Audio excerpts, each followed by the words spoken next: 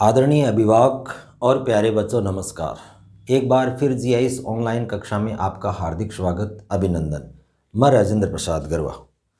देखिए प्यारे बच्चों, आज हम अपनी जो व्याकरण की बुक है उसका 13 नंबर चैप्टर क्रिया यानी कि वर्ब पढ़ने जा रहे हैं। तो वर्ब होती क्या है? देखिए प्यारे बच्चों, पहले इस बात को जानना बहुत ही ज़रूरी है कि क्रिया है क्या, क्रिया किस काम आती है, या क्रिया के कारण हम क्या क्या कर सकते हैं।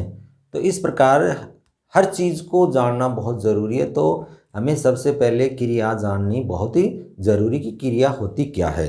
तो देखिए, मैं इस चीज़ को कुछ वाक्यों के दौरान मैं आपको समझाने का प्रयास करूँगा। जैसे सीता कपड़े धोती है, बच्चे पतंग उड़ा रहे हैं,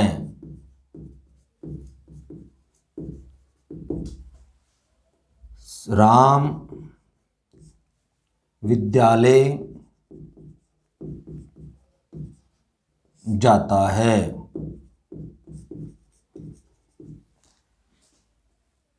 हनुमान ने लंका में आग लगाई थी। तो ये कुछ सेंटेंस हैं जिनके द्वारा इस चीज़ को हम समझेंगे कि इसमें क्या है, क्रिया क्या है, किस चीज़ से हमें पता चलता है कि इसमें काम हो रहा है या नहीं हो रहा है। तो देखिए प्यारे बच्चों, पहला इसके अंदर जो सेंटेंस है वो है सीता कपड़े धोती है। अब इसमें एक ऐसा शब्द, जैसे मान लो इसके अंदर बात करें कि ये धोती, धोती शब्द हमें ये बताया, इंगित कर रहा है कि इसमें कुछ काम हो रहा है, यानी कि काम किया जा रहा है, धोने का काम किया जा रहा है। किसका काम, क्या काम किया जा रहा है? धोने का काम किया जा रहा है। अब क्या धोने का काम किया जा रहा है? कपड़े। किसके द्वारा किया जा रहा है? सीता के द्वारा। तो इसका मतलब इस शब्द, इस वाक्य में हम ये कह सकते हैं कि धोती है, ये क्या है? क्रिया का रूप है। नेक्स्ट अगर हम बात करेंगे सेंटेंस में, तो बच्चे पतंग उड़ा रहे हैं। तो अब इसके अंदर दो ऐसे शब्द हैं जिसमें हमें पता लग रहा है कि जैसे पतंग उड़ा रहे हैं। अब इसमें कर्ता, कर्म और क्रिया, और ये सहायक क्रिया। तो इसमें उड़ा रहे हैं, तो उड़ना, उड़ाना या उड़ना या उड़, इसके अंदर हम कह सकते हैं कि ये क्रिया का रूप है। नेक्स्ट है राम विद्यालय जाता है। तो राम क्या करने का, क्या काम कर रहा है? जाने का काम कर रहा है। कहाँ जाने का कर रहा है? विद्यालय। ये उसका कर्म हो गया, ये उसका कर्ता हो गया। तो इस प्रकार से हम कह सकते हैं कि जाता एक ऐसा शब्द है जिसके द्वारा हमें ये पता चल रहा है कि राम के द्वारा कोई कार्य किया जा रहा है। नेक्स्ट, हनुमान ने लंका में आग लगाई थी। तो लगाई थी, अब ये शब्द हमें बता रहे हैं कि इसके अंदर काम किया जा रहा है। क्या काम किया जा रहा है? हनुमान के द्वारा लंका में आग लगाने का काम किया जा रहा है। तो लगाना, लगाना या लग, ये क्या है? ये क्रिया के रूप है। तो इस प्रकार से हम कह सकते हैं कि प्रथम वाक्य के अंदर धोती, सेकंड के अंदर उड़ा रहे, और राम विद्यालय जाता है, थर्ड में जाता है, और नेक्स्ट लास्ट में लगाई थी। ये सारे रूप हैं वो क्या क्या हैं? क्रिया के रूप हैं। तो इस प्रकार से क्रिया की जो परिभाषा बनी वो बनी कि जिस शब्द से किसी काम का करना या होना पाया जाए वे शब्द क्रिया कहलाते हैं या क्रिया कहते हैं। वे क्रिया कहलाते हैं कि जिस शब्द से क्या होता है, किसी काम का करना या होना, कि या तो उसमें यह लगे कि काम हो रहा है या फिर यह लगे कि उसके किसी के द्वारा क्या कोई काम किया जा रहा है, तो इसका मतलब है उस वाक्य उस शब्द को हम क्या कह सकते हैं, क्या कह सकते हैं कि वो उसका क्या है, क्रिया है। अब बात करेंगे हम प्यारे बच्चों कि कुछ ऐसे होते हैं वाक्य जिसके अंदर अगर क्रिया नहीं हो तो वाक्य बन ही नहीं सकता। अब जैसे मान लो वाक्य जब तक उसके अंदर क्रिया नहीं होगी तो सही उसका अर्थ है वो नहीं निकल पाएगा। जैसे हम बात करें, बच्चे साइकिल, फिर फूलों की माला। अब ये दो हैं वाक्य, लेकिन इनके अंदर क्या है, क्रिया नहीं है। तो क्रिया नहीं होने के कारण इनको हम सही तरीके से वाक्य नहीं कह सकते, या ये कह सकते हैं कि वाक्य क्रिया के बिना एक तरह से अधूरा होता है। तो अब इसके अंदर बच्चे साइकिल चला रहे हैं, चला रहे हैं। अब ये क्या हो गया, चला रहे हैं, ये क्या है, क्रिया है।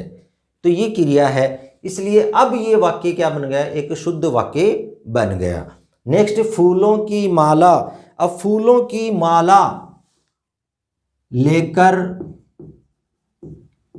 आओ, फूलों की माला लेकर आओ। तो आना या क्या है, इसमें क्रिया का रूप है। तो ये कह सकते हैं हम कि जब तक वाक्य के अंदर क्रिया का प्रयोग नहीं किया जाता तब तक वाक्य एक तरह से नहीं बन सकता। हालांकि कई वाक्य ऐसे भी होते हैं जो बिना वर्ब के भी होते हैं, लेकिन लगभग वाक्य होता है प्यारे बच्चों वो क्रिया के बिना अधूरा ही होता है। तो इसलिए हम ये कह सकते हैं कि यदि वाक्य में क्रिया का प्रयोग न किया जाए तो क्या है, पूर्ण वाक्य नहीं बन सकता। ये हमने उदाहरण के द्वारा समझा और इसको हमने अच्छे से समझ लिया कि क्रिया क्या होती है। क्रिया का मतलब होता है प्यारे बच्चों जो शब्द किसी काम का करना या होना पाया जाए, जिस शब्द से वो क्या कहलाता है, क्रिया कहलाता है। अब नेक्स्ट बात करेंगे हम क्रिया के भेदों की। तो क्रिया के भेद वैसे तो बहुत सारे बताए गए हैं, लेकिन अब हम यहां पढ़ेंगे क्रिया के भेद। क्रिया के भेद पहले हम पढ़ेंगे कर्म के आधार पर। कर्म के आधार पर क्रिया के भेद। अब कर्म के आधार पर आप लोगों ने बहुत बार पढ़ा है, बहुत सारी क्लासों के अंदर आपने आज तक मतलब 7 क्लास जब पढ़ी हैं या 6 क्लास जो पढ़ी हैं आपने, उसके अंदर एक चीज़ को बहुत अच्छे से समझा है कि कर्म के आधार पर 2 क्रिया के भेद होते हैं, जिसको हम कहते हैं, एक कहते हैं सकर्मक क्रिया, सकर्मक क्रिया, और दूसरी होती है अकर्मक क्रिया।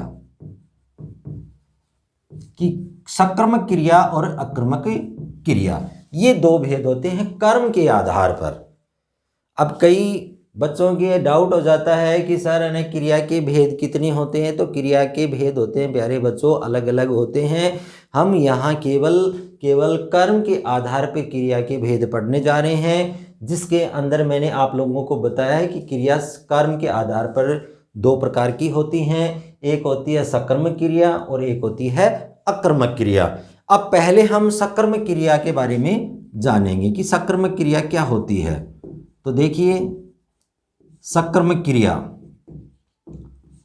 ये क्या है, सकर्म, सकर्म। तो देखिए स प्लस कर्म कहने का मतलब है जिस क्रिया के साथ कर्म हो, अर्थात जिस क्रिया के साथ क्या हो, कर्म हो, वो क्या कहलाती है, सकर्म क्रिया कहलाती है। ठीक है, जिस क्रिया के साथ में कोई न कोई कर्म हो, अर्थात हम ये कह सकते हैं कि कर्ता द्वारा जो की गई क्रिया है उसका जो व्यापार का फल कर्ता पर न पड़ के किसी अन्य शब्द पर पड़ता है, वो क्या कहलाता है, उसका कर्म कहलाता है। ठीक है ना।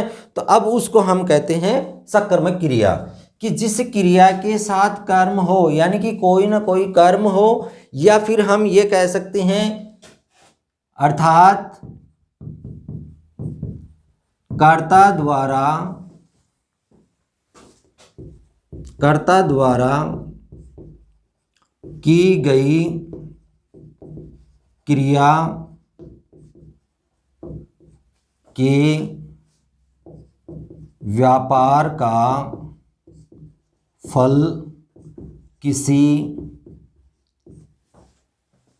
अन्य शब्द पर पड़े,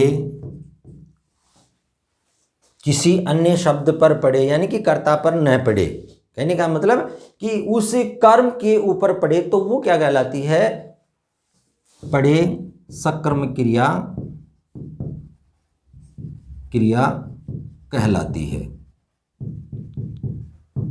ठीक है, अब इस चीज को हम फिर से जानेंगे कि सकर्म क्रिया अर्थात सकर्म, यानी कि कर्म के साथ हो क्रिया, यानी कि उसके अंदर कर्म होना चाहिए, कि कर्म है या नहीं है, इस चीज़ को मैं आप लोगों को पहले बहुत बार बता चुका हूँ। जैसे हमने जब कारक पढ़े थे, कारक के अंदर जो दूसरा उसका भेद था कर्म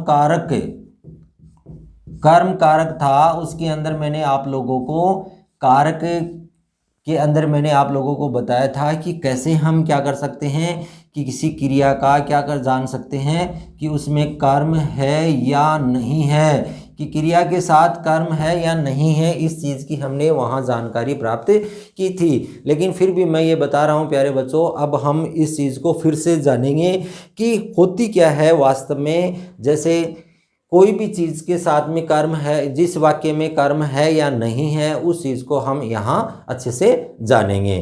तो देखिए, जिस क्रिया के साथ कर्म हो, अर्थात कर्ता द्वारा की गई क्रिया के व्यापार का फल किसी अन्य शब्द पर पड़े, यानी कि उस पर न पड़े, यानी का मतलब कर्ता पर न पड़ के किसी अन्य पर पड़े, वो क्या कहलाती है, सकर्म क्रिया कहलाती है। जैसे सीता चित्र बनाती है, जैसे सीता चित्र बनाती है। अब इसमें सीधा सा हमें पता चल रहा है कि इसके अंदर ये क्या है, कर्ता है। ठीक है, अब इसके अंदर ये क्या है, बनाती है, बनाती यानी कि इसके अंदर ये क्या है, क्रिया है। अब इसके अंदर है ना शब्द क्या बच गया हमारे पास में, चित्र, कि क्या बनाती है। तो जब भी हम किसी भी वाक्य के अंदर अगर कर्म हमें प्राप्त करना है या कर्म हमें ढूंढना है प्यारे बच्चों, तो मैंने आप लोगों को बताया था कि क्या या किसको उस क्रिया के साथ में प्रश्न कीजिए जिसके साथ में आप उसका कर्म प्राप्त कर रहे हैं। जैसे सीता क्या बनाती है, तो क्या बनाती है इसका मतलब उसके अंदर वो क्या बना रही है, चित्र बना रही है, तो ये इसके किस कर्म हो गया। इसका मतलब ये वाक्य क्या है, सकर्म क्रिया का उदाहरण है। ठीक है, अब ये किसका है, सकर्म क्रिया का उदाहरण है। ठीक है, अब दूसरा वाक्य, जैसे मान लो राम गीत गाता है, राम गीत गाता है, हमें पता है कि इसके अंदर क्या है, गाता क्या है, क्रिया है, राम इसके अंदर क्या है, करता है, तो गीत क्या है, ये क्या हो गया, कर्म है। इसका मतलब ये भी क्या है, सकर्म की क्रिया है, क्योंकि इसके साथ में भी कर्म है। दूसरी, जैसे मान लो और कोई वाक्य है, जैसे प्रिया दूध पीती है, प्रिया दूध पीती है। अब इसके अंदर पीना क्या है? क्रिया। प्रिया क्या है? इसके अंदर कर्ता। और दूध क्या हो गया? इसका कर्म। इसका मतलब ये भी क्या है? वाक्य क्या है? सकर्मक क्रिया का उदाहरण है। नेक्स्ट बात करेंगे, संजय केला खाता है। संजय केला खाता है। अब इसके अंदर अगर हम बात करें कि संजय क्या हो गया? कर्ता, ठीक है, क्रिया, खाता क्या है? इसमें क्रिया। क्या खा रहा है? इसका मतलब वो क्या है? केला। केला, तो इसका मतलब ये क्या है? कर्म। एक और बात बता दूं प्यारे बच्चों, मैंने आप लोगों को कर्म जब कारक हमने पढ़ा था उसमें मैंने बताया था कि जब हम किसी भी वाक्य के अंदर क्रिया ढूंढते हैं और जब हम उसके साथ में कोई भी प्रश्न करते हैं, क्या प्रश्न करते हैं? एक तो क्या और एक किसको। तो क्या जब अपना उत्तर लेके आता है तो आपका कर्म होता है, वो क्या होता है? निर्जीव होता है, ठीक है। और जब किसको, किसको, तो वो क्या होता है? वो आपका कर्म होता है, वो सजीव होता है। यानी कि ये दो चीज़ें बहुत ही महत्वपूर्ण है कि अगर आपके पास में आपका कर्म है, अगर वाक्य के अंदर जैसे माली पौधों को पानी देता है। अब ये वाक्य है, इसके अंदर पौधों को पानी, अब क्या देता है? पानी, इसका मतलब निर्जीव। पौधों को क्या? किसको? पौधों को, तो ये क्या है? सजीव और ये निर्जीव। तो ये इसको हम कहते हैं कि जिसके अंदर जिसका आंसर या जिसका उत्तर हम ये कह सकते हैं कि उत्तर वो किसको का आता है, तो ज़्यादा हमेशा वो क्या होता है? सजीव प्राणी होता है, यानी कि प्राणी होता है और उसका जो आपका कर्म है वो क्या होगा? एक सजीव होगा। और अगर क्या का आंसर लेके आ रही है आपकी क्रिया, तो वो जो कर्म होगा वो होगा निर्जीव होगा। तो ये प्यारे बच्चों आप बहुत ही अच्छे से जान लें कि सकर्म क्रिया होती हैं वो कौन सी होती हैं? जिसके साथ में कर्म होता है।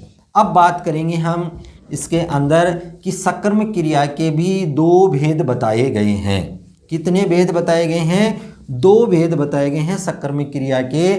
एक होती है एक कर्मक क्रिया और दूसरी होती है द्विकर्मक क्रिया।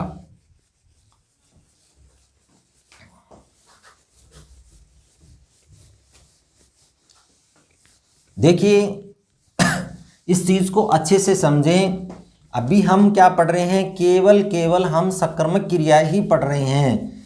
ध्यान रहे, अभी हमने कर्म के आधार पर जो एक क्रिया का भेद हम पढ़ रहे हैं, अर्थात सकर्म क्रिया का रूप ही पढ़ रहे हैं। और फर्स्ट हमने सकर्म क्रिया पढ़ी कि जो कर्म के साथ में क्रिया हो वो क्या कहलाती है? सकर्मक क्रिया कहलाती है। अब सकर्मक क्रिया के दो भेद मैंने बताए आप लोगों को। एक होता है एक कर्मक क्रिया, एक कर्मक क्रिया, और दूसरी होती है द्विकर्मक क्रिया, द्विकर्मक क्रिया। अब इसकी बात करेंगे हम।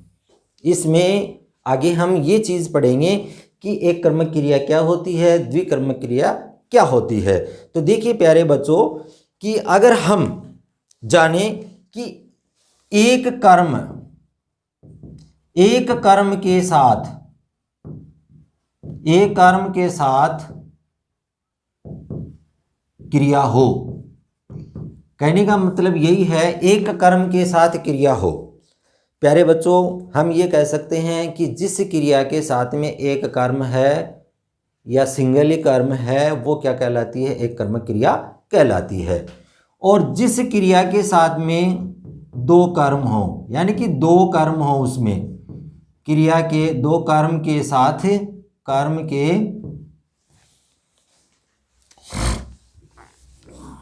यहाँ हम थोड़ा सा इधर से पढ़ेंगे कि द्विकर्मक क्रिया है क्या। तो देखिए द्विकर्मक क्रिया। एक कर्मक क्रिया के अंदर मैंने आप लोगों को बताया कि एक कर्म हो। पहले इसको हम जान लेते हैं कि एक कर्म वाले, यानी कि जैसे राम सोता है, राम सोता है। अब इसके अंदर क्या है? क्रिया है, केवल केवल क्या है? क्रिया है। तो इसको हम ये क्या कह सकते हैं? ये अकर्मक क्रिया है। लेकिन अगर हम जैसे मान लो, जैसे रमेश पुस्तक पढ़ता है, ठीक है, और घोड़ा, या ये कह सकते हैं हरीश, हरीश क्या नाम है, गजल, हरीश गजल गाता है, ठीक है, और संजय चित्र बनाता है, माता भोजन पकाती है। अब इन वाक्यों के अंदर हम देख रहे हैं कि रमेश है, हरीश है, संजय है, माता है, ये तो क्या हो गए? इस वाक्य के, इन वाक्यों के क्या हो गए? कर्ता हो गए, ठीक है। ये तो क्या हो गए? कर्ता। अब इसके अंदर पढ़ता, गाता, बनाता और पकाती, ये सब क्या हो गई? वर्ब हो गई। क्या हो गई? ये वर्ब यानी कि क्रिया हो गई। और अब इसके अंदर हम बात करेंगे कि अब इसके अंदर कर्ता हो गया, क्रिया हो गई, तो अब ये जो शब्द बचा है इसके अंदर, ये सब क्या हैं?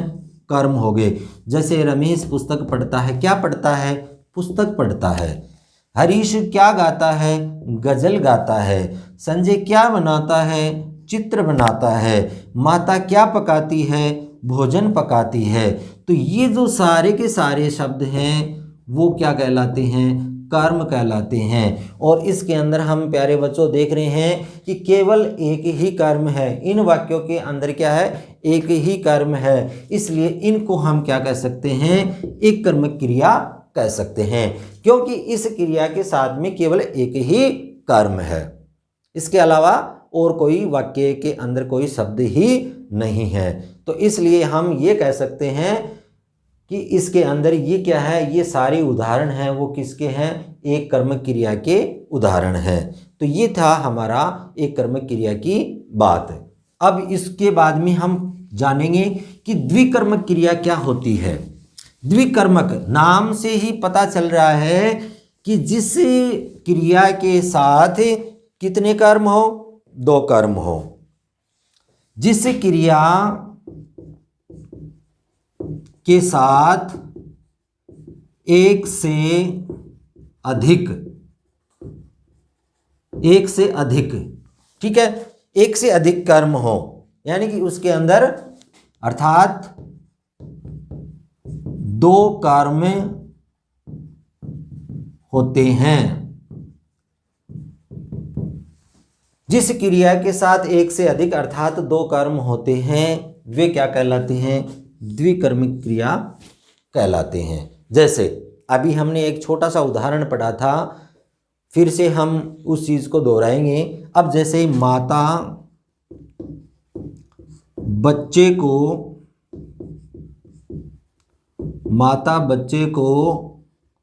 दूध पिलाती है। माता बच्चे को दूध पिलाती है, ठीक है। राजा भिखारी को वस्त्र देता है। राजा भिखारी को वस्त्र देता है, ठीक है। माली पौधों को पानी देता है। देखिए इन वाक्यों के अंदर हम अच्छे से जानेंगे इस चीज़ को कि द्विकर्म क्रिया होती क्या है। यानी कि इसमें हम देख रहे हैं एक से अधिक कर्म हैं और इसी कारण हम इसको कहते हैं द्विकर्मक क्रिया। तो देखिए प्यारे बच्चों, इसके अंदर माता, राजा और माली ये तीनों ही शब्द क्या हैं, इसके अंदर कर्ता हैं। ठीक है, अब इसके अंदर हम बात करेंगे क्रिया की कि क्रिया क्या है, पिलाती है, देती है और देता है। ये सारा का सारा रूप है वो क्या है, क्रिया का रूप है। अब इसके अंदर कर्म है या नहीं है, उस चीज़ को मैंने आप लोगों को शुरुआत में बताया था कि आप क्रिया से दो प्रश्न कीजिए, एक क्या और एक किसको। अगर हम बात करते हैं कि किसको दूध पिलाती है, किसको पिलाती है या किसको दूध पिलाती है, माता किसको दूध पिलाती है, बच्चों को, तो ये क्या है, हमारा सजीव कर्म हो गया, सजीव कर्म हो गया, एक कर्म हो गया। ठीक है, फिर राजा किसको वस्त्र देता है, भिखारी को, ये भी फर्स्ट कर्म हो गया। माली किसको पानी देता है, किसको पानी देता है, तो किसको, पौधों को, तो ये क्या हो गया, फर्स्ट। यानी कि इसके अंदर एक के बच्चों को, भिखारी को, पौधों को, ये क्या हो गए, इसके अंदर पहला कर्म हो गया। तो इसके अंदर अब देखिए हम, माता बच्चों को क्या पिलाती है, दूध, ये क्या हो गया इसका सेकंड। तो फर्स्ट था बच्चों को, दूसरा हो गया दूध। फिर राजा भिखारी को क्या देता है, वस्त्र, तो ये हो गया सेकंड। ठीक है, ये सेकंड हो गया। अब दूसरी बात करेंगे, अब इसके अंदर माली पौधों को क्या देता है, पानी, तो ये पानी क्या हो गया, सेकंड हो गया। तो इस प्रकार से हम प्यारे बच्चों ये कह सकते हैं कि इन सभी वाक्यों के अंदर दो दो कर्म हैं, इसलिए इनको हम क्या कहते हैं, द्विकर्मक क्रिया कहते हैं। तो द्विकर्मक क्रिया का मतलब होता है जिस वाक्य में एक से अधिक कर्म आए वो क्या कहलाते हैं, द्विकर्मक क्रिया कहलाते हैं।